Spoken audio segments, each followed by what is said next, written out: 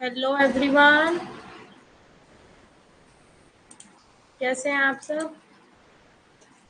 जल्दी से आ जाइए सब, फिर क्लास स्टार्ट करते हैं।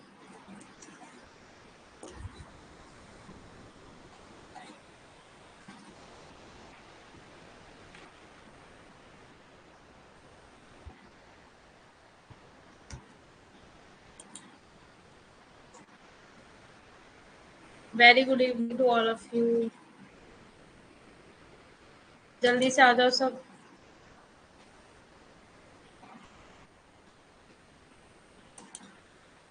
Very good evening to all of you.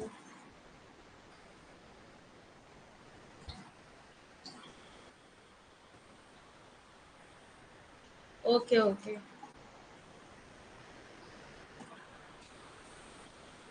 Hello Nancy ji, कैसे हो? Very good evening to all of you. Very good evening बच्चा।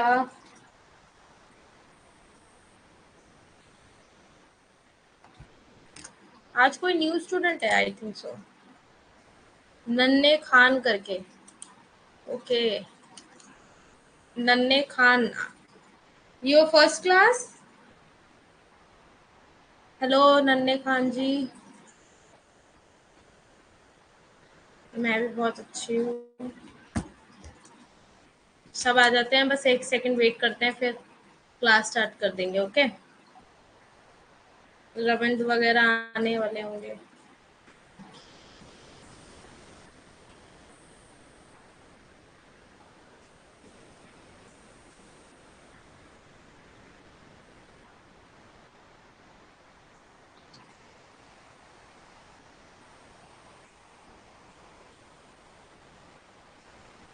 यू आर अ बॉय और गर्ल?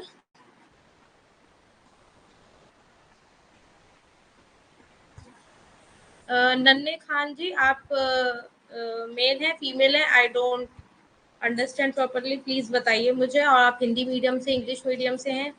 मैम आपके एडवाइजेस वर्क करते हैं। Okay. Very good. Boy. Okay okay. आप Hindi medium से हैं? आपने मास्टर्स कब क्लियर किया? और ये आपका फर्स्ट अटेम्प्ट है या इससे पहले आप दे चुके हैं एग्जाम? Very good.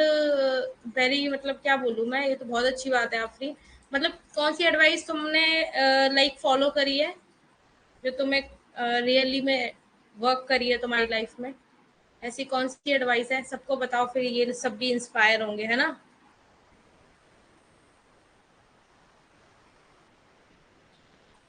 एडवाइस तभी वर्क करती है जब आप फॉलो करते हो। आपने किया ना उसको, तो इसलिए आप ओह, अच्छा सीक्रेट है। अच्छा सीक्रेट है। आपने बता दिया। अच्छा हिंदी मीडियम से आप। Okay okay. चलो अच्छी बात है। ठीक है, फिर स्टार्ट करते हैं। ओके।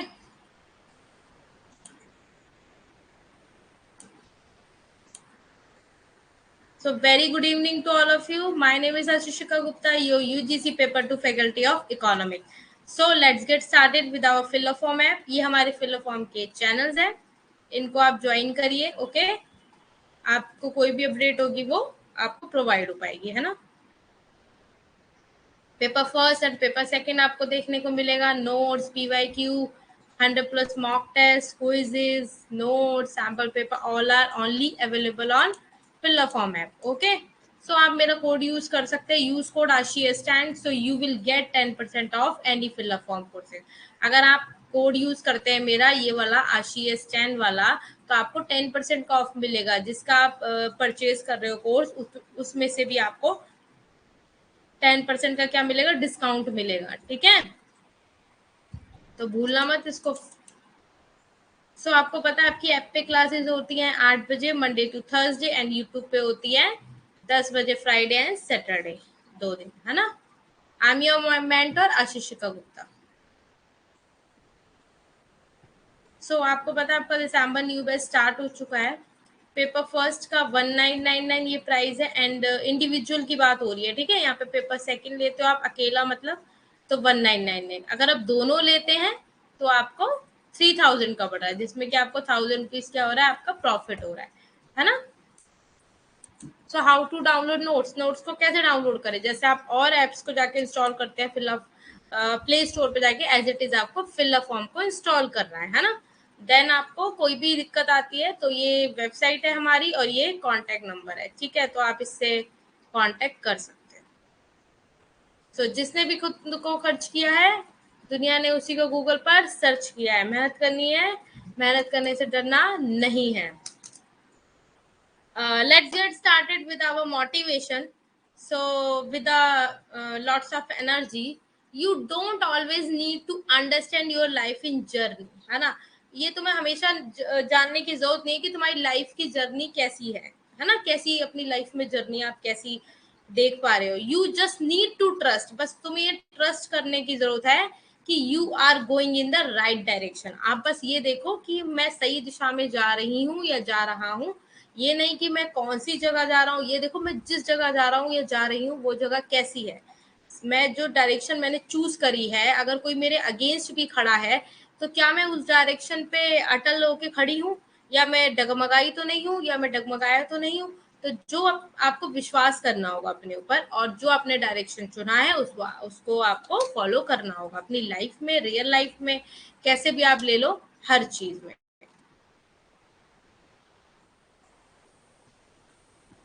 कभी कभार आपको ये नहीं पता होता, ट्रेन में आप बैठे होते हो, कभी कभार ट्रेन का एग्जाम्पल ले लो, आपको ये नहीं पता होता आपको कौन से स्टेशन पे उतरना है, पर आपको विश्वास रख के अपनी ट्रेन पे बैठना होता है और उस पर विश्वास रखना होता है कि यस, आगे जाके मैं ये सब माइंड मेकअप करके अपनी चीजों को अंडरस्टैंड करके मैं सही दिशा को अपना ही लूंगा, ये सही दिशा में मैं उतर जाऊंगा जो भी मेरी जो स्टेशन आएगा। ऐसे ही आपकी लाइफ का है, लोग भी आपकी लाइफ में ऐसे ही आते हैं। एक ट्रेन होती है, उसमें हर तरीके का पैसेंजर होता है, वो हर एक अपने स्टॉप पे उतरता चला जाता है, किसी का कोई स्टॉप पहले आ जाता है, किसी का बाद में आ जाता है ना। तो एक लाइफ इज अ जर्नी, क्या है, एक जर्नी है। तो ट्रेन की तरह ही है वो, किसी को पहले उतरना है, किसी को बाद में उतरना है ना। सो फैक्टर्स अफेक्टिंग डेवलपमेंट, फैक्टर्स क्या अफेक्ट डालते हैं विकास में। कुछ फैक्टर्स हैं हमारे जो क्या असर डालते हैं डेवलपमेंट में। पहला हो जाएगा नेचुरल रिसोर्सेज, प्राकृतिक संसाधन। अगर देखो हमारे पास प्राकृतिक नेचुरल रिसोर्सेज नहीं होंगे हमारे पास, तो एक बार बताओ कैसे आप लोग विकास करोगे, नहीं कर पाओगे ना। आपको नेचुरल चीजें होनी चाहिए। आपके पास जमीन नहीं होगी तो आप कैसे खेती बाड़ी करोगे, करोगे नहीं, कर पाओगे, है ना। जो चीज आपको प्राकृतिक मिल रही हैं उन संसाधनों से आप क्या करते हो, विकास में डेवलपमेंट विकास कर पाते हो, डेवलपमेंट कर पाते हो, है ना। अफेक्ट डालती हैं सब चीजें। So power and energy resources, ये भी हो गया सेकंड पॉइंट। बिजली और ऊर्जा संसाधन, अगर बिजली नहीं होगी, ये सब चीजें नहीं होगी, तो कैसे टेक्नोलॉजी का काम कर पाओगे, नहीं कर पाओगे, है ना, मुश्किल हो जाएगा। तो कैपिटल एक्यूमुलेशन, तकनीकी संसाधन, अगर आपके पास पूंजी से रिलेटेड तकनीकें नहीं होंगी तो आप कैसे ट्रेड करोगे।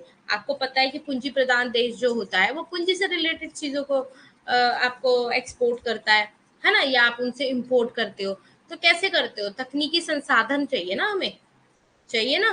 टेक्नोलॉजिकल रिसोर्सेज, उपलब्ध श्रम शक्ति, टेक्नोलॉजिकल रिसोर्सेज होने चाहिए हमारे पास, जो टेक्नोलॉजिकल लाइक आपके टेक्निकल काम कर सके। जैसे श्रम एक काम होता है, एक लेबर फोर्स काम करती है ना, ऐसे टेक्नोलॉजी भी काम करती है। टेक्नोलॉजी कम काम करती है जब आपके पास पूंजी होती है ना, जब आपके पास क्या होती है, पूंजी होती है। क्या होती है, पूंजी संचय होती है। क्या होती है, ये कैपिटल एक्यूमुलेशन पूंजी संचय हो गया। टेक्नोलॉजिकल रिसोर्सेज हो गया आपका तकनीकी संसाधन, क्या हो जाएगा, तकनीकी संसाधन की आपको जरूरत होती है ना। अवेलेबल लेबर फोर्स, उपलब्ध श्रम शक्ति, मतलब जो आपके पास उपलब्ध, अगर आपके पास लेबर होगी तो आपको पता है आप लेबर इंटेंसिव चीजों को बना सकते हैं, तो आप विकास कर सकते हैं। अगर आपके पास पता है मेरे पास श्रम शक्ति ज्यादा है, तो मैं उसका यूज करके मैं क्यों ना उसका कुछ ऐसा करूं कि मेरे देश को भी फायदा हो और मैं एक्सपोर्ट भी कर पाऊं और मेरे देश में लोग आसानी से ले भी पाए चीजों को, है ना, और मैं उसका फायदा भी उठा पाऊं जो ज्यादा है, मेरी देश में जो चीज ज्यादा है, जैसे श्रम हो गई और अनादर कंट्री में पूंजी हो गई।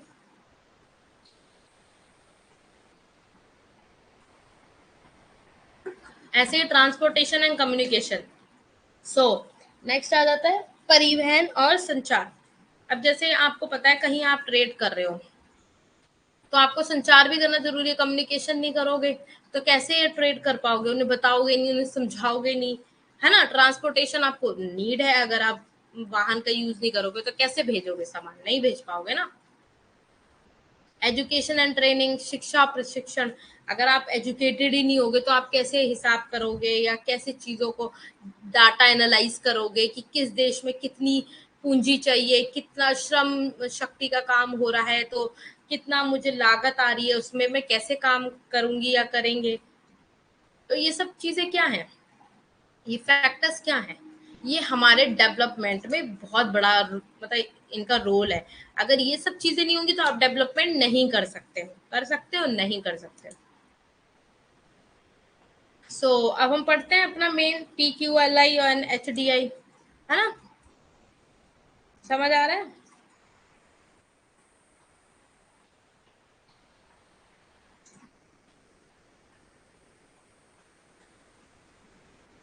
समझ आ रहा है।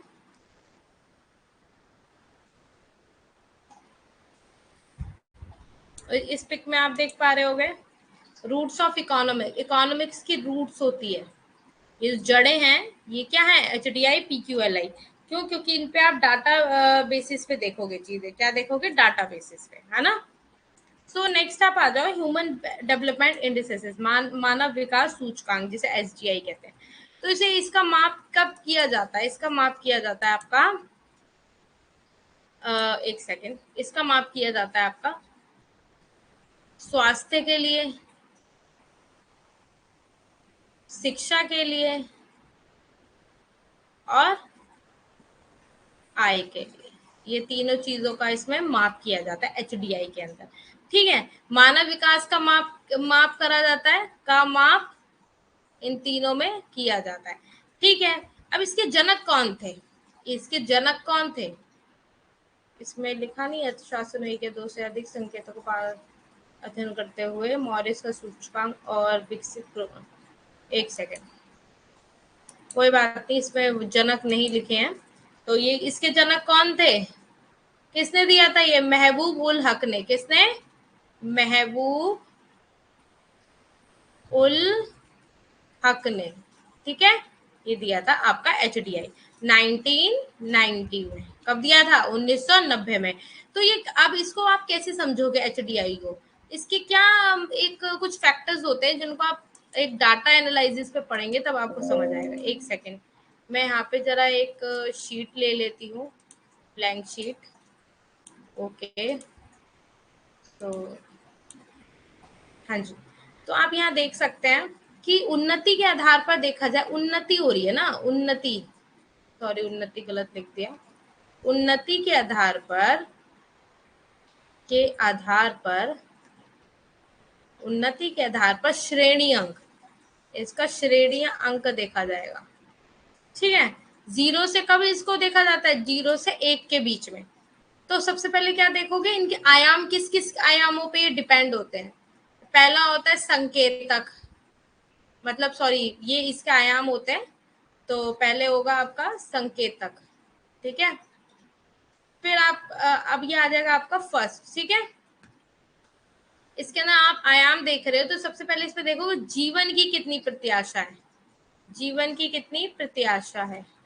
तो इसमें देखोगे आप स्वास्थ्य, क्या है इसमें, स्वास्थ्य, हमारा स्वास्थ्य अच्छा होगा तो क्या होगा, आगे हम सारी चीजें कर पाएंगे। अब इसमें आय को भी देखता है, प्रति व्यक्ति आय देखी जाएगी, इसमें प्रति व्यक्ति आय, इसमें पर कैपिटा इनकम भी होगी, जीवन स्तर को मापने के लिए, जीवन स्तर को मापने के लिए। और थर्ड आपकी हो जाएगी शिक्षा, क्या हो जाएगी आपकी, क्या हो जाएगी आपकी, शिक्षा। मतलब इन तीनों फैक्टर्स पे आयाम है ये, इन तीनों फैक्टर्स पे आप क्या देख पा रहे हैं कि क्या हो रहा है, जीवन प्रत्याशा कितनी है, एक स्वास्थ्य हमारा अच्छा होगा तो हमारी कितनी, आप देख सकते हो, इससे अंदाजा लगा सकते हो कि व्यक्ति इतने वर्ष जिएगा या इतना ही वर्ष, उसकी आय कितनी है तो प्रति व्यक्ति आय का आप उसका अंदाजा लगा सकते हैं। तो ये आपको पता चल जाएगा उसका जीवन स्तर कैसा है। और शिक्षा अच्छी होगी तो आपको पता है वो आगे और अपना माइंड सेट करके या कुछ चीजों को दिमाग लगा के क्या कर सकता है, वो क्या कर सकता है, वो उनका प्रयोग, इन सब चीजों का प्रयोग करके वो अपनी जिंदगी को बेहतर बना सकता है, क्या कर सकता है, बेहतर बना सकता है।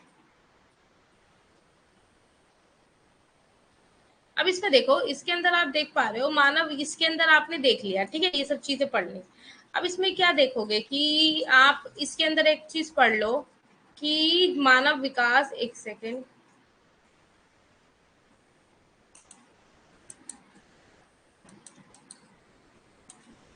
अब इसमें आ जाता है मानव विकास को, मानव विकास को, मानव विकास प्रभावित, प्रभावित, प्रभावित में यहाँ वो आएगा आकर डंडा, ठीक है, यहाँ पे लगा लेना, प्रभावित करने वाले तत्व, ठीक है, करने वाले तत्व, ओके। मतलब मानव विकास को प्रभावित करने वाले तत्व बताइए, तो पहला तत्व क्या हो गया आपका, स्वास्थ्य या लंबा जीवन, मतलब आपका स्वास्थ्य होगा तो लंबा जीवन उस अकॉर्डिंग होगा, है ना। सेकंड हो जाएगा आपका सभ्य जीवन, अब आप अपना सिंपल जीवन जीते हैं, सभ्य जीवन जीते हैं अच्छी तरीके से, तो ऑफ कोर्स आपकी लाइफ क्या होगी, अच्छी होगी। शिक्षा का स्तर भी देखोगे इसमें कि शिक्षा का स्तर क्या है ना।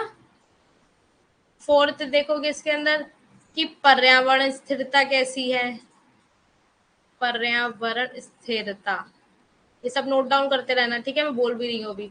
और फिफ्थ क्या होगा, मानव अधिकार हो जाएगा इसके अंदर, क्या हो जाएगा, एक सेकेंड, ओहो, एक सेकेंड, हाँ, मानव अधिकार, मानव अधिकार देखा जाएगा इसमें, उसकी सुरक्षा देखी जाएगी, है ना। इधर हो गया आपका 6 पॉइंट, 6 पॉइंट हो जाएगा आपका समानता हो जाएगी और न्याय, समानता एवं न्याय, ठीक है। सेवंथ पॉइंट हो जाएगा आपका जीवन में लोगों का उद्योग क्या, वो योगदान क्या होता है, जीवन में लोगों का योगदान, लोगों का योगदान, है ना। अब आप इन सब चीजों से क्या समझ पा रहे हैं कि मानव विकास हो रहा है, ठीक है, मानव का विकास हो रहा है, तो उसको प्रभावित करने वाले भी तो कुछ कारक होंगे जिसपे वो डिपेंड होके अपना आगे का काम चलाएगा, ऐसे कैसे वरना हो जाएगा। अब देखो इसमें सबसे पहले स्वास्थ्य एवं लंबा जीवन हो गया। अब जब आपका स्वास्थ्य अच्छा होगा, लंबा जीवन होगा, तो आप क्या होगा, आपका लंबा जीवन होगा, स्वास्थ्य अच्छा होगा तो लंबा जीवन होगा, सभ्य जीवन जियोगे तो उसे मानव विकास में क्या होगा, उससे प्रभावित होता है। शिक्षा का स्तर अच्छा होगा तो ये भी प्रभावित होगा। पर्यावरण स्थिरता होती है तो भी आपके लिए जितनी अच्छी ग्रीनरी होगी, पेड़ पौधे जितने ज्यादा होंगे, उतना आपकी हेल्थ के लिए अच्छा है। मानव अधिकार एवं सुरक्षा, मानव के अधिकार उसको मिल जाएंगे, सुरक्षा मिल जाएगी, तो भी जिंदगी जीने में, मानव का विकास में एक अच्छी एक एक ऊर्जा आ जाती है ना। समानता एवं न्याय, कैसी समानता आप देते हो, न्याय, जीवन में लोगों का योगदान, कि जीवन में लोगों का क्या योगदान रहा है अपने प्रति, दूसरों के प्रति, तो ये सब किस में आ रहा है, इसमें आ रहा है मानव विकास इसमें किसमें करने वाले कारक, ठीक है। सो किसी का कोई क्वेश्चन तो नहीं है एचडीआई वाले में, किसी का कोई क्वेश्चन तो नहीं है।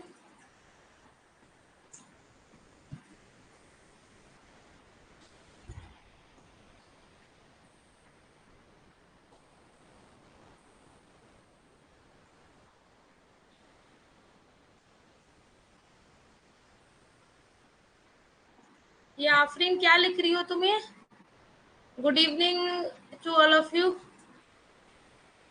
नैन्सी जी, आपको यूट्यूब वाली क्लास की पीडीएफ आपको शायद ऐप पे ही मिलेगी, और मिल ही रही होगी डेली तो आप लोगों को।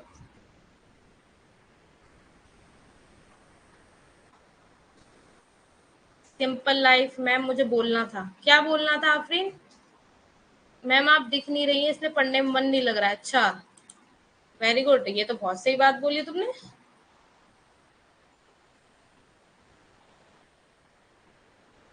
ई के वैल्यू रैंक के बारे में है, मीन्स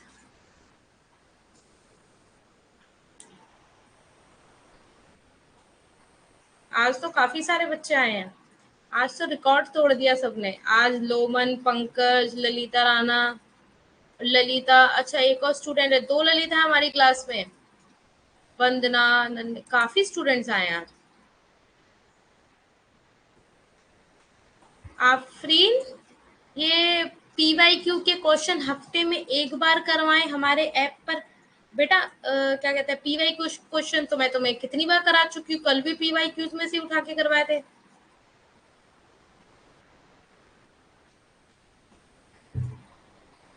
कल ही तो कराए थे मैंने सारे क्वेश्चंस, उस दिन भी कराए थे मैंने। मैं तो क्वेश्चंस कराती ही रहती हूँ।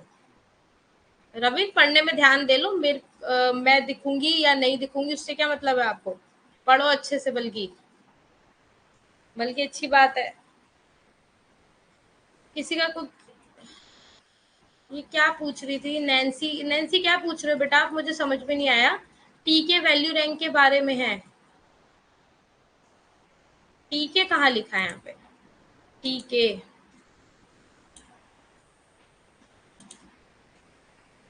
हाँ 0 से 1। आप ये देख, जितना 0 पे आप होगे तो उतना अच्छा आपका स्तर है जीवन का, है ना। और 1 पे जिधर इतना जाओगे तो उतना कम है। ये है इसका मतलब। अब आ गया समझ?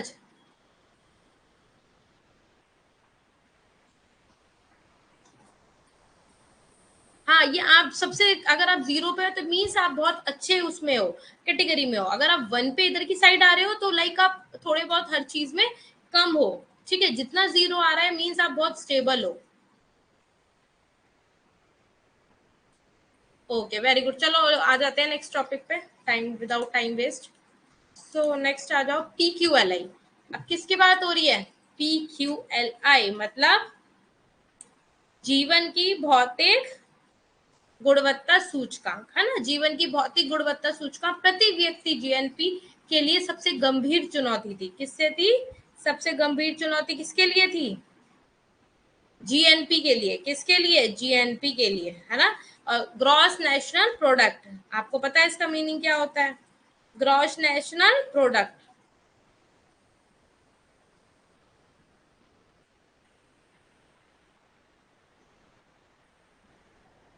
अब देखो, अब किसने दिया था ये, देखो इधर एक सेकेंड।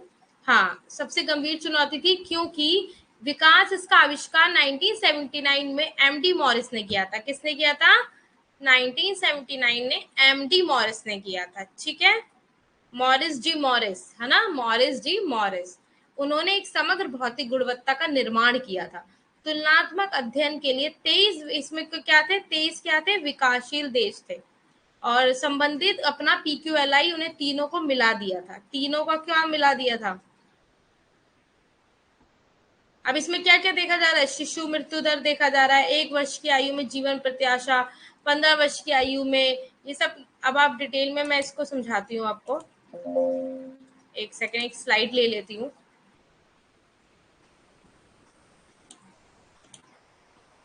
बल्कि 2 ही ले लेती हूँ, कोई नहीं लो। ठीक है, ये आ गया। ठीक है, अब आप इसमें देख लिया। अब इसमें एक चीज देखोगे कि जब ग्रॉस नेशनल प्रोडक्ट होता है हमारा, तो 1 ईयर के अंदर, 1 साल के अंदर अंदर जितना आपने उत्पादन किया होता है, जितना आपके अंदर आपकी राष्ट्रीय आय होती है, तो वो क्या कहलाता है? ग्रॉस नेशनल प्रोडक्ट, है ना। अब जीवन की प्रत्याशा क्या है? जीवन की प्रत्याशा, यहाँ पे गुणवत्ता आएगा, प्रत्याशा हमने उसमें पढ़ा था। ठीक है, इसमें आएगा गुणवत्ता। क्या आएगी? गुणवत्ता। जीवन की गुणवत्ता क्या है, ये नहीं है। ठीक है, तो क्या देखा जाएगा इसके अंदर? इसके अंदर देखा जाएगा आपकी सुरक्षा। इसमें क्या गुणवत्ता है? स्वास्थ्य। क्या देख रहे हो? रोजगार, रोजगार, एम्प्लॉयमेंट, न्याय, मानवाधिकार, मानवाधिकार। ठीक है, स्वतंत्रता, समानता, ये सब किस में आ गई? ये गुणवत्ता है। किसके? जीवन की गुणवत्ता के लिए। कि ये सब चीजें इसमें महत्वपूर्ण एक क्या निभाती हैं? इसमें एक क्या बोलते हैं उसको, महत्वपूर्ण एक, लाइक, ये सब चीज इसमें बहुत ज्यादा इंपॉर्टेंट है। ठीक है, पर्टिकुलर हिंदी के शब्द नहीं आ रहे मेरे मुंह पे, बट ये समझ पा रहे होगे आप मेरे इतने से ही बात से कि ये क्या कहना चाह रहा है। अब आप इसमें देखो, शिशु मृत्यु दर, इन्फेंट मोर्टेलिटी, सबसे पहला पॉइंट पढ़ते हैं इसके अंदर, शिशु मृत्यु दर। शिशु मृत्यु दर कैसे पता लगाते हो आप लोग की, कैसे क्या होता है? इन्फेंट मोर्टेलिटी क्या हो गया? इन्फेंट मोर्टेलिटी है ना, इन्फेंट मोर्टेलिटी। तो आप क्या देखते हो कि प्रत्येक प्रत्येक 1,000, ठीक है, जन्म में से क्या होता है, मतलब मान लो 1,000 जन्म में से देख रहे हो आप, तो एक वर्ष के अंदर 1 ईयर के अंदर, 1 वर्ष तक की आयु आयु के बच्चे, क्या देखा जाएगा? आयु के बच्चे, 1 वर्ष तक की आयु के बच्चे इसमें देखे जाएंगे। शिशु मृत्यु दर की बात कर रही हूँ मैं। और PQLI गणना हेतु, मतलब हम इसकी गणना कर रहे हैं ना, PQLI से तो इसकी गणना कर रहे हैं, गणना हेतु, है ना, 0 से 100 तक, है ना। और 0 में क्या देखा जाएगा? 0 है अगर तो अच्छा है, अगर मतलब 100 हो रहा है तो मीन्स खराब है। अगर जितना ज्यादा, एक बात बताओ, अगर 0 हो रहा है मीन्स कुछ भी हमारा 0 हो रहा है तो मतलब क्या है इसमें कि आप अच्छा हो। अगर आप कुछ भी आपका मोर्टेलिटी आ रहा है, मीन्स शिशु मृत्यु दर आ रहा है 100 तक, तो वो क्या हो रहा है? क्या हो रहा है? वो अच्छी चीज है? नहीं अच्छी। एक सेकेंड, ये पेन भी ना कभी भी इधर से उधर चल देता है फिर। हाँ, अब देखो, अब एक बात बताओ, ठीक है, ये लाइन खींच दी मैंने। प्रोफेसर मॉरिस क्या बोलते हैं? प्रोफेसर मॉरिस बोलते हैं कि अधिकतम, मतलब सबसे ज्यादा, अधिकतम 229 होते हैं 1,000 में से, मतलब इतने लोगों की शिशु मृत्यु दर तो देखी जाती है। और कम से कम कितनी देखी जाती है? न्यूनतम 7। मतलब ये डाटा इन्होंने कलेक्ट किया ना, तो उन्होंने बताया कि इतने से PQLI जब आप गणना करते हो तो 0 से किसके बीच में करते हो? 100 के बीच में। और 0 होगा मीन्स अच्छा है, और 100 हो रहा है तो खराब है ना। अब अधिकतम देख रहे हो आप, 0 से वो अधिकतम में देख रहे हो 229 हजार में से, और न्यूनतम 7, तो अच्छा मतलब लाइक क्या है, न्यूनतम से न्यूनतम 7 और अधिकतम से अधिकतम क्या हो जाएगा? 229। अब इसके अंदर नेक्स्ट पढ़ोगे जीवन की प्रत्याशा। PQLI की गणना कर रहे हैं ना हम लोग, तो इसमें सेकंड पॉइंट आपका हो गया जीवन की प्रत्याशा।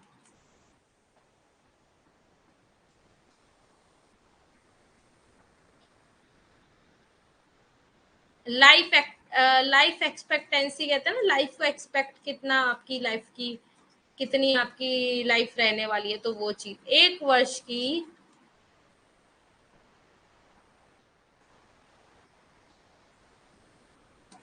ठीक है। तो PQLI बताता है, PQLI की गणना बताती है 0 से 100 के बीच में इसका क्या डाटा कलेक्ट है। जैसे हमने उस पर पढ़ा, 0 मीन्स हो गया इसमें खराब, उल्टा हो गया यहाँ पे, और 100 में क्या हो गया? अच्छा। अब समझ आ रहे हो, इस चीज से समझ पा रहे हो कि ये क्यों लिखा है मैंने यहाँ पे? पहले यहाँ पे जीवन की बात हो रही, जीवन, लाइफ एक्सपेक्टेंसी। तो PQLI की गणना जब आप 0 से 100 के बीच में कर रहे हो, तो 0 को खराब क्यों दिया है, 100 को अच्छा क्यों दिया है? जरा बताओ आप लोग, जरा मुझे, मैं आप लोगों की तरफ आ रही, बताओ, अब बताओ,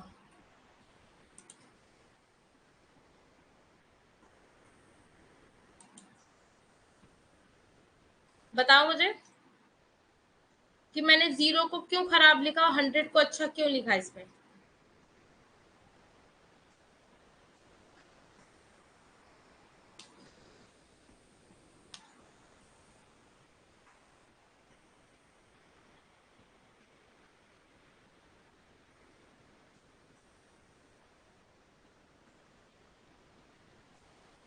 जल्दी बताओ, अगर समझ में आया।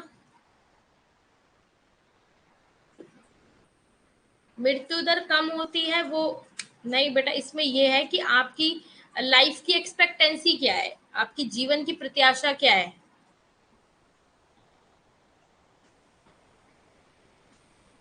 अरे क्या बोल रहे हो आप लोग, 100 बेस्ट परफॉर्मेंस और 100 0 की साइड आ रहा है, क्या बोल रहे हो? क्या समझा अभी, पहले क्या समझाया था उसमें मैंने? शिशु मृत्यु दर में क्या समझाया था मैंने?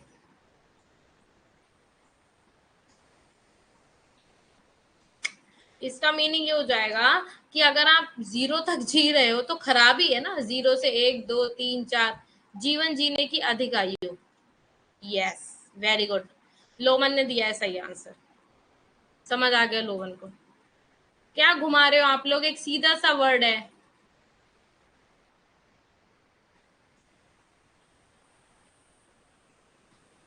अब आप कम जियोगे तो अच्छी बात है, ज्यादा जियोगे तो अच्छी बात है ना। तो 0 मतलब खराब, 100 मतलब अच्छा। ठीक है, अब मैं आ जाती हूँ बैक। अब क्या बताता है इसमें मॉरिस, प्रोफेसर मॉरिस क्या बताते हैं? उसमें भी प्रोफेसर मॉरिस ने बताया, इसमें क्या बताते हैं प्रोफेसर मॉरिस, सॉरी मॉरिक लिख दिया, मॉरिस क्या बताते हैं कि न्यूनतम, न्यूनतम हो जाएगा 38 वर्ष, मतलब मतलब इतने ईयर कम से कम जीता है। और अधिकतम क्या हो जाएगा? 77 वर्ष। ठीक है, लिटरेसी रेट हो गए आपके, सॉरी ये तो आपकी लाइफ एक्सपेक्टेंसी हो गई। ठीक है, न्यूनतम 38 वर्ष और अधिकतम इसमें कितना है? 77 वर्ष, तो ये याद रखना। एंड मेरा थर्ड क्या है? साक्षरता दर।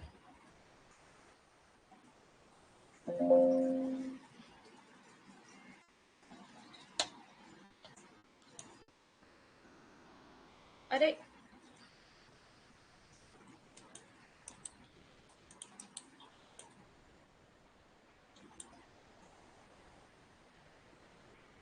अरे वो हट गया। प्रोफेसर मॉरिस ने क्या बताया? प्रोफेसर मॉरिस ने बताया कि न्यूनतम, न्यूनतम 38 वर्ष है और अधिकतम 77 वर्ष है, अधिकतम। ठीक है, जीवन की जो प्रत्याशा है, एक्सपेक्टेंसी है, वो क्या है? इतनी है। ओके, समझ आ गया? कोई दिक्कत? कोई दिक्कत?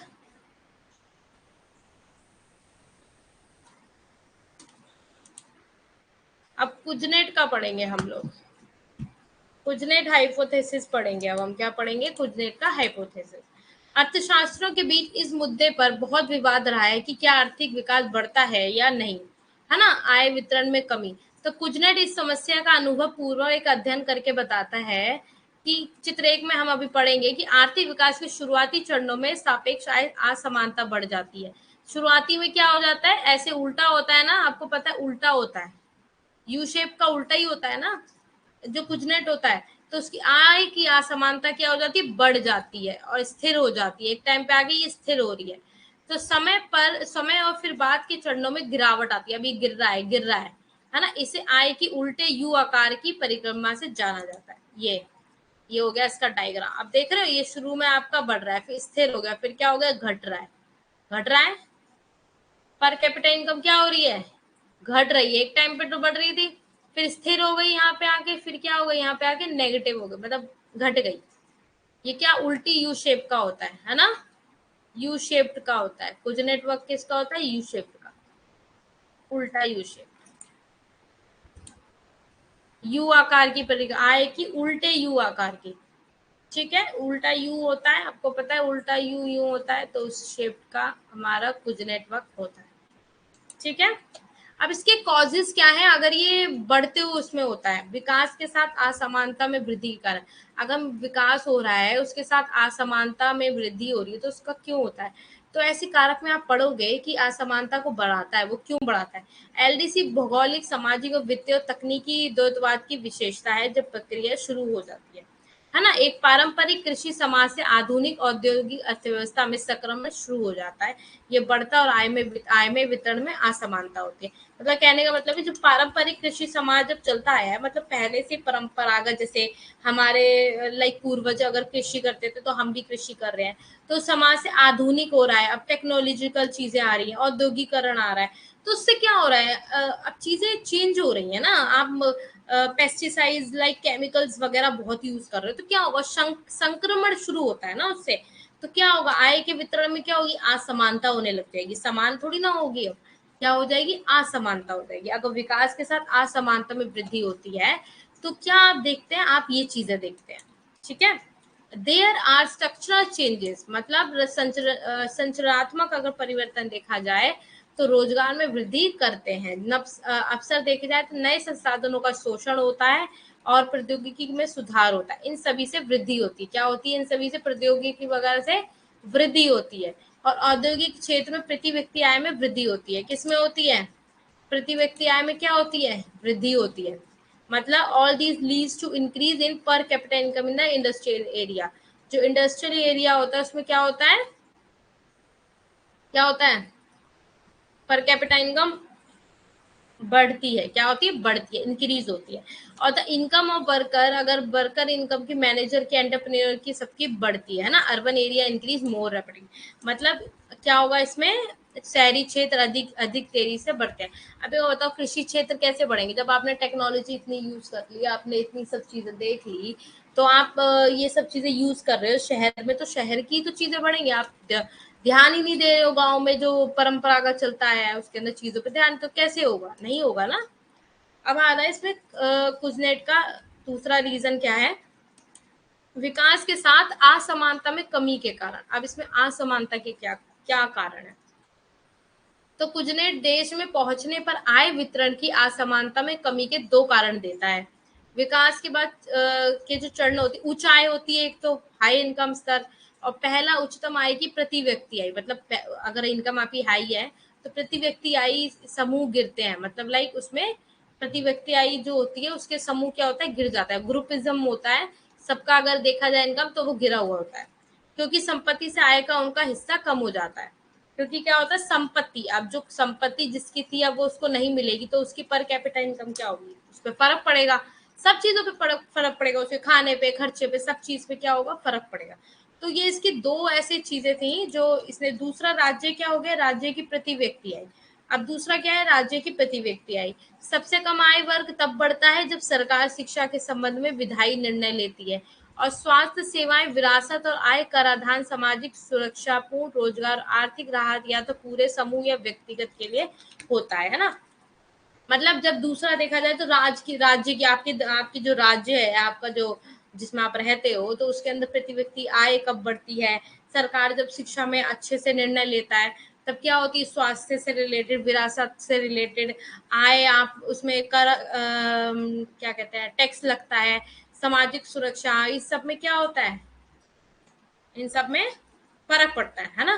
तो इसलिए कहते हैं कि कुजनेट बोलता है कि एक टाइम पे आके आप आय इनकम अच्छी कर रहे होते हो, फिर आप स्थिर हो जाते हो, फिर आप गिरने लग जाते हो। ये कुजनेट का कहना है। हम पढ़ेंगे सस्टेनेबल डेवलपमेंट। किसी का कोई क्वेश्चन, कुछ बोलना तो नहीं है?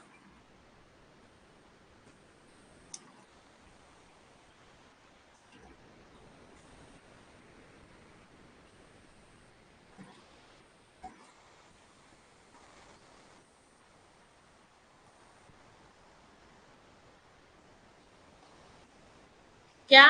Yes, negative? आ गया समझ में सबको? से यस और नो, और कमेंट मत किया करो जब तक मैं पढ़ा रही होती हूँ। पीछे से पता नहीं क्या क्या बोलते रहते हो, मुझे क्या पता चलेगा? जल्दी बोलो।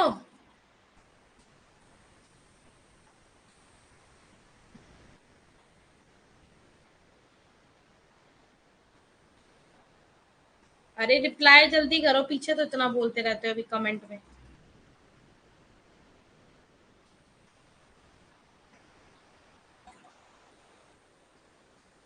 आ गया समझ? जल्दी बोलो।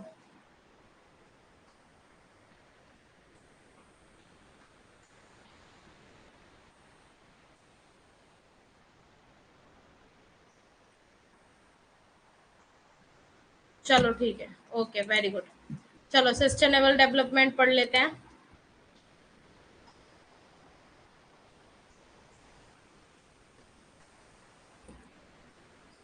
सस्टेनेबल डेवलपमेंट, सतत विकास, क्या बोलते हैं इसे? सतत विकास। देयर आर मेनी डेफिनेशन, मतलब इसकी बहुत सारी डेफिनेशन है सतत विकास की। जो सबसे ज्यादा पॉपुलर है वो क्या है? ब्रूटलैंड रिपोर्ट। उसमें क्या बताया गया है? डिफाइन करा गया है कि meeting the needs of the present generation. जो आप नीड, आपको जरूरत है, जो हम जो अभी की जनरेशन है without compromising the needs of future, मतलब विदाउट कॉम्प्रोमाइज करे फ्यूचर की जनरेशन को पूरा करना, ये सस्टेनेबल सतत विकास में ये बताया गया है।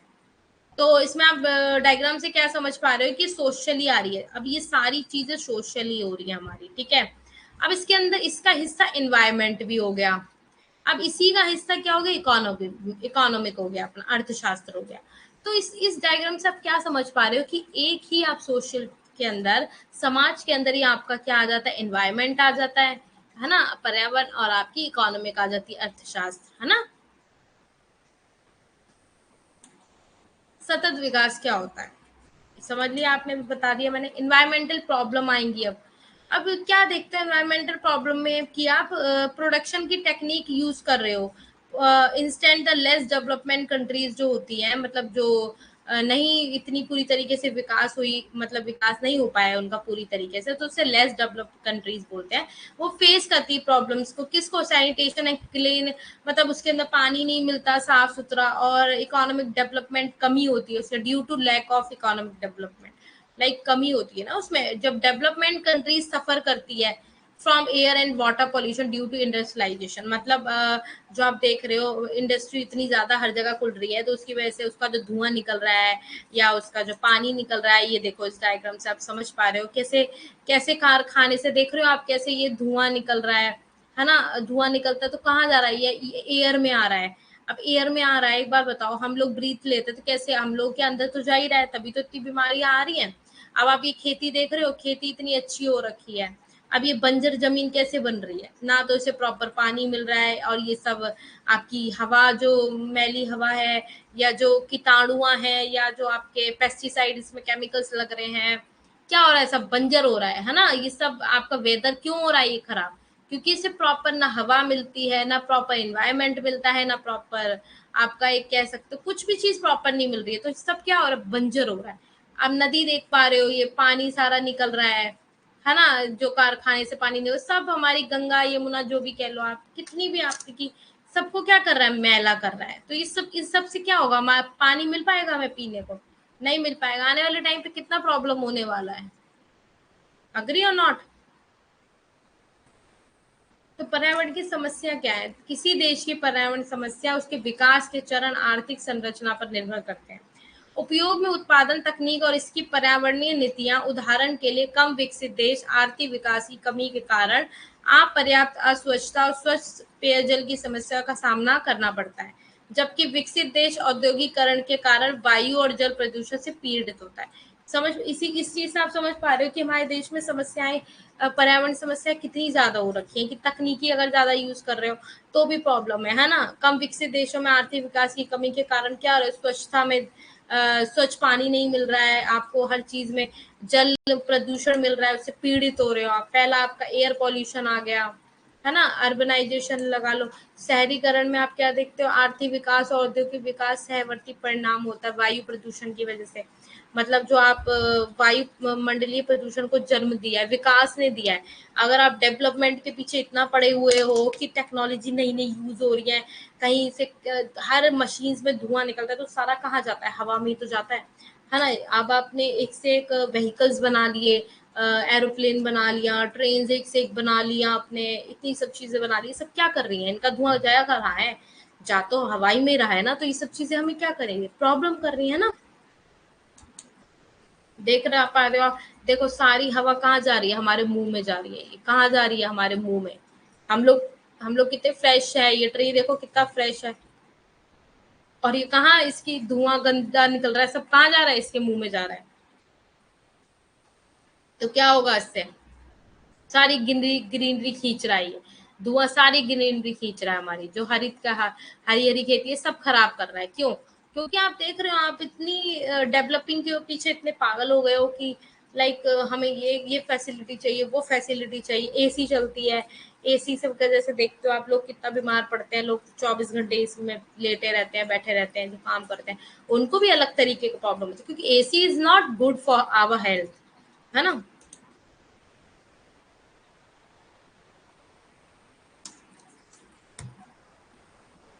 सो वाटर पॉल्यूशन ले लो आप, वाटर पॉल्यूशन का आप देख सकते हो, फ्लशिंग बेस्ड डाउन से सीवेज वगैरह, जल प्रदूषण क्या हो गया, जो घरेलू सीवेज हो गए, कार्बनिक प्रदूषण हो गया, रसायनों में भाग खनन, जो भी आप कह लो, अब जो अब पानी में तो गंदा जा रहा है। अब जो आपका ये ड्राई क्लीनर्स वगैरह होते हैं, बड़ी बड़ी कंपनियों में ड्राई क्लीन्स होती हैं, साड़ी जो भी कपड़े उपड़े होते हैं, ये सब कहाँ जा रहा है, सब निकल रहा है बाहर जाके। ठीक है, और आपके ये कीटनाशक चीजें हो गई, ये सब इसका कहाँ जा रहा है, कागज का गूदा वगैरह, धातु वगैरह, ये सब कहाँ जा रहा है, ये सब झीलों में, नदियों में, नहरों में का सब इसमें जा रहा है। कहाँ जा रहा है, इस जगह जा रहा है। तो क्या हो रहा है इससे, जल क्या हो रहा है, जल प्रदूषण हो रहा है। अब थर्ड आ गया सॉलिड एंड हैजर्डस, ठोस और खतरनाक अपशिष्ट, जो है मैंने दिखाया आपको अभी। ये देख पा रहे हो आप कितना ज्यादा, आपका एक ट्री इतना अच्छा ट्री था जो कि अभी बंजर बन गया। क्या बन गया, ये बंजर, because the huge of quantity of क्या, फॉग, है ना, धुआं की वजह से क्या हो रहा है, ये मैला धुआं की वजह से सारा ट्री, सारी ग्रीनरी क्या हो रही है, खराब हो रही है। तो आप लोग इतने अंधे हो गए हो ये डेवलपिंग कंट्रीज में करने के लिए, हमारा देश इतना पागल हो चुका है कि क्या हो रहा है, वो हरित चीजों को क्या कर रहा है, वो इग्नोर कर रहा है, एक तरीके से क्या कर रहा है, इग्नोर कर रहा है ना। कि वो ये कह रहा है कि चलो भाई टेक्नोलॉजी टेक्नोलॉजी के पीछे पड़े रहो, ये पेड़ काटो, वो पेड़ काटो। हम लोग, एक आपको पता होगा कि एक कागज हमारा कैसे बनता है, कितने पेड़ों से बनता है। तो ये सब चीजें हमें, हमारा ये क्या हो गया है, आजकल का जो टाइम है, जो आजकल की जनरेशन है, वो टेक्नोलॉजी पे ज्यादा ध्यान देती है ना। आप लोगों की क्या सोच है इसमें।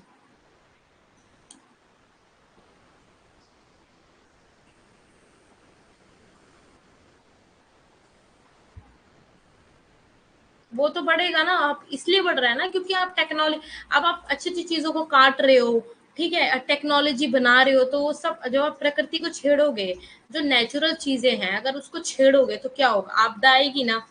आपदा आएगी या नहीं आएगी, तभी तो ये आपका ये जो अर्थक्वेक वगैरह ये सब चीजें क्यों आती है, इसीलिए आती है। बाढ़ वगैरह क्यों आती है, इसीलिए आती है, क्योंकि प्रकृति को छेड़ते हो आप। प्रकृति को कभी छेड़ना नहीं चाहिए, और प्रकृति अपना रंग तो दिखाएगी ना। तो इसीलिए ये सब पॉल्यूशन की वजह से क्या हो रहा है, हमारे इकोनॉमिक के अंदर, हमारे अर्थशास्त्र में हर चीज पे एक फर्क पड़ रहा है।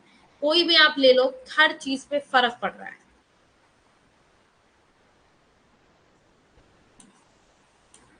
सो डिफॉरेस्टेशन, अब वनों की कटाई हो रही है, अब वनों की कटाई कर रहे हैं ये लोग, कस्बा वगैरह इस सड़कों पे ये काट रहे हैं, ये सब आगे से दुकानें वगैरह होती थी सब ये काट रहे हैं यहाँ पे वन वगैरह। तो क्या कर रहे हैं, नया नया रोड बना रहे हैं कि हम ये बनाएंगे, फ्लाईओवर ये बनाएंगे, ऐसे बनाएंगे, यहाँ से मेट्रो निकालेंगे, ये नहीं करेंगे, वो करेंगे।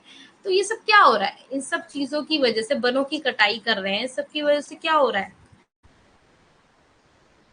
सब नाश हो रहा है ना, वनस्पति और जीवों का नाश हो रहा है। इससे पहाड़ी और आसपास के क्षेत्रों में स्थानीय बाढ़ आती है, समझ रहे हो। अब ये सब चीजें काटोगे तो क्या होगा, आसपास के क्षेत्र में स्थानीय बाढ़ आती है, इसी वजह से मानव पशु जीवन, हरा प्रदेश, कारखाना, आवासीय, सब पे क्या पड़ता है, सब चीजें बदल जाती हैं।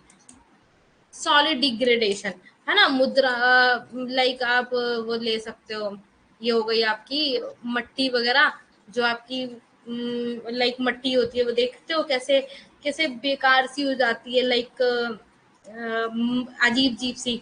जैसे इसके अंदर देखो, मिट्टी का कटाव बारिश और नदियों के कारण होता है, जिससे भूस्खलन और बाढ़ आती है। पहाड़ी क्षेत्र में वनों की कटाई होती है तो अधिक चराई होती है, जिससे कदम खेती मिट्टी के कटाव का कारण बन जाती है। कौन सी खेती के कारण, कदम खेती के मारे। ठीक है,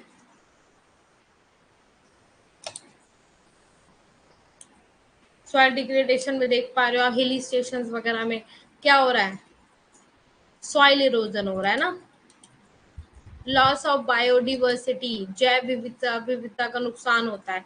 अब आप देख पा रहे होगे, आप देख पा रहे होगे इसके अंदर विविधता में विभिन्न प्रकार के कृषि, जलवायु क्षेत्र, बहुत सारे पौधे और पशु प्रजातियां शामिल हैं। जैव विविधता, जंगल, घास के मैदानों को, पहाड़ों को, अर्धभूमि, रेगिस्तान, समुद्री, इन तंत्र में पाई जाती। घास के मैदान हो गए, पहाड़ हो गए, इन सब में कृषि के विस्तार, वन और खनिज संपदा, अंधाधुंध दोहन के लिए आर्थिक विकास।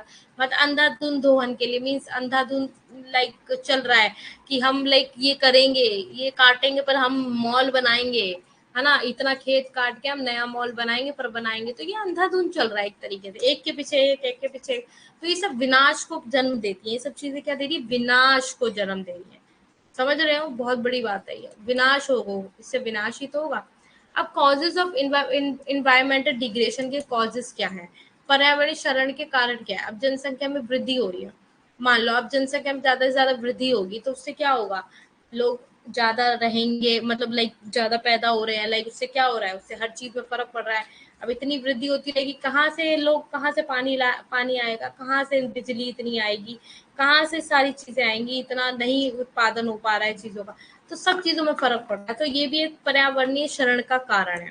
सेकंड हो जाता है पॉवर्टी, गरीबी। गरीबी से क्या होता है, आप गरीबी, एक सेकंड पानी पी लेते हैं।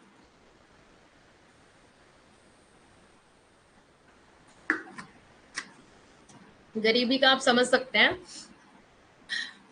क्योंकि दूसरों की तुलना में क्या होता है, प्राकृतिक संसाधन का उपयोग और कमी करते हैं, क्योंकि उनके पास उन तक आसान भूमि और जल, खानों का ये सब क्या होता है।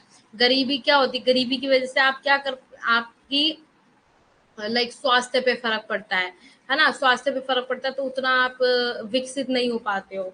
ठीक है, फिर आपके बच्चे होते हैं तो उनको भी कुपोषण वगैरह का शिकार हो जाते हैं, कोई बीमारी लग जाती है। तो ये सब चीजें गरीबी उत्पन्न करती हैं। गरीबी क्यों उत्पन्न हो रही है, जब हमारे यहाँ जनसंख्या ज्यादा होगी तो गरीबी भी उत्पन्न होगी। एग्रीकल्चर डेवलपमेंट, कृषि विकास, आप विकसित देशों में कृषि विकास एक प्रमुख रहा है, मतलब आप विकसित, जो विकसित नहीं है देश, है ना। तो इसके अंदर जल संसाधनों के अत्यधिक दोहन का कारण भूमि और जल संसाधनों, इनसे किस रूप में भूमि क्षरण हुआ है, मृदा अपरदन, जल भराव और लपड़, मतलब लाइक कीटनाशकों का आप अधिक से ज्यादा मतलब जो कीटनाशक दवाइयां होती हैं, आप उसमें दवाइयां डाल रहे हो खेती में, प्याज आलू हर तरीके की चीजें हो रही है, तो उसमें भी यही केमिकल प्रोडक्ट चीजें आ रही है। तो ये सब चीजें क्या हो रही है, ये सब चीजें नुकसान दे रही है ना। इंडस्ट्रियलाइजेशन हो गया आपका, इंडस्ट्रियल के अंदर आप देख सकते हो, औद्योगिकरण के अंदर की पर्यावरण पैदा, आप विकसित देश पर्यावरण पैदा कर रहा है, क्यों कर रहा है, आप देख पा रहे हो, ये सब लोहा इस्पात रसायन रिफाइनर आदि उद्योग की ये सब भूमि जल प्रदूषण हुआ है इन सब की वजह से, है ना। ये सब सबसे बड़ा औद्योगिकरण ही तो है सबसे बड़ा, कि आप इन सब में यूज कर रहे हो चीजों को, लकड़ी का उपयोग, लकड़ी काट रहे हो, लकड़ी कैसे काट रहे हो, पेड़ काट रहे हो, तो ये सब क्या है, ट्रांसपोर्ट डेवलपमेंट। सो आप विकसित देश लोगों के लिए परिवहन सुविधाएं विकसित कर रहे हैं, परिवहन विकास। अब आप विकसित देश के अंदर क्या कर रहे हैं, परिवहन का विकास कर रहे हैं। अब ट्रांसपोर्ट बना रहे हो तो ध्वनि, उससे क्या होगा, वायु प्रदूषण होगा, धुआं निकलेगा, ध्वनि प्रदूषण होगा, समुद्री प्रदूषण होगा, है ना, होगा नहीं, अब लोगों को सुनाई देगा, हर तरीके से आवाजें आएंगी, किसी कोई सो रहा है, उसके घर के बाहर रोड है, तो दे गाड़ियां निकल रही हैं, तो उससे क्या होगा, उनको बहुत ज्यादा दिक्कत होगी, परेशानी होगी। ठीक है, तो मंदिर में लाउड स्पीकर चल रहा है, ठीक है, एक टाइम के लिए ठीक है। अब मंदिर के साथ में अगर हॉस्पिटल है, तो हॉस्पिटल में जो मरीज है उसको तो प्रॉब्लम होगी ना। तो कुछ टाइम पीरियड के लिए सब चीजें बनी गई है, बट लोगों ने क्या कर दिया, इसका एक विनाश कर दिया है। उसकी वजह से क्या हो गया, हमारा हमारा जो इन्वायरमेंटल है बहुत ज्यादा, अब शहरीकरण करने की वजह से देख पा रहे होगे आप, शांत शहर हवा और पानी को प्रदूषित करते हैं, ठोस और खतरनाक कचरे के उत्पादन में योगदान। अब कई जगह देखा है आपने, कितना झुग्गियां वगैरह देखते हो आप, वहां पे क्या होता है, वहां पे सब चीजें कितनी गंदगी होती है, कितना एक आप शहरीकरण कर रहे हो पर उधर लोगों को क्या दे रहे हो, उधर गंदगी दे रहे हो, तो ये सब चीजें क्या दे रहा है, शरण कर रहा है, लाइक खराब कर रहा है। फॉरेन इंडेप्टनेस, विदेशी ऋण ग्रस्तता क्या होते हैं, इसके अंदर देख सकते हो, अविकसित अंडर डेवलपमेंट कंट्री के अंदर ऋण को चुकाने के लिए वे निर्यात एक के लिए वाणिज्यिक फसलों का उत्पादन करते हैं। ठीक है, निर्वाह फसलों का बीज स्थापित करके जो बाद में सीमांत भूमि उगाई जाती है, वो खनिजों का निर्यात भी करते हैं। अंधाधुंध शोषण करके उन्हें भविष्य की पीढ़ियों के लिए एक बड़ी कीमत पर काम किया जाता है। इसके अंदर देखा जाए तो इसमें बोला है मार्केट फेलियर, क्या वो बाजार की विफलता, पर्यावरण गिरावट एक महत्वपूर्ण कारण है बाजार की विफलता का। क्यों, क्योंकि इसका मतलब है, अगर आप पर्यावरण वस्तुओं और सेवाओं के लिए बाजारों का कार्य कर रहे हो, आप मूल्य नियंत्रण कर रहे हो और सब्सिडी द्वारा बनाई गई बाजार विकृतियों को दूर कर रहे हो, तो ये सब क्या है, बाजार बाजार की क्या है, विफलता है। क्योंकि व्यक्तिगत संपत्ति अधिकारों की कमी और उत्पादन में संयुक्ता के कारण होती है खपत। अगर मान लो इंसान के पास उतनी चीजें नहीं है खरीदने को, आप उससे लिए जा रहे हो, तो क्या होगा, उससे बाजार की विफलता होगी ना। ये पिक से देख पा रहे हो, कि कितना ज्यादा हमारे पृथ्वी पे, हमारी भूमि पे कितना ज्यादा ये ग्रीनरी हमने करी है, तो इन सब चीजों की वजह से कितना ज्यादा डिफॉरेस्टेशन हो रहा है हमारे देश में, है ना? एम आई राइट? समझ आ रहा है?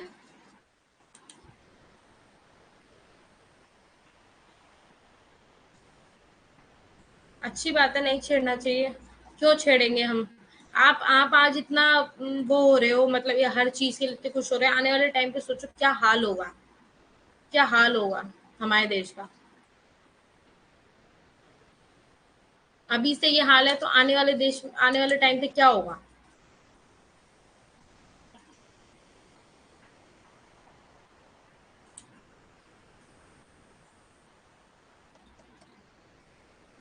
है ना? चलो फिर तुम्हारी आज की क्लास तो ओवर करते हैं फिर, ठीक है? ऑलमोस्ट हो ही गया। कल मिलेंगे। मोबाइल, हाँ मोबाइल भी एक तरीके का अच्छा भी है, बेकार, हर चीज के नेगेटिव और पॉजिटिव दोनों ही है। अगर डिबेट करोगे तो फिर दोनों ही चीजों का है, फायदा भी है नुकसान भी है। ठीक है, फिर क्लास यहीं ओवर करते हैं और कल यूट्यूब पे मिलेंगे 10 बजे। ठीक है।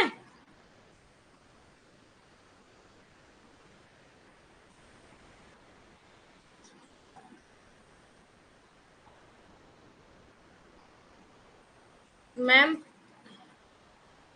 एक भी पंछी नहीं रहते, हाँ वो तो है। चलो, so bye bye, good night everyone, thank you, God bless you all. ठीक है, अच्छे से पढ़ो, मेहनत करो, ठीक है, बाय बाय, कल मिलते हैं यूट्यूब पे 10 बजे।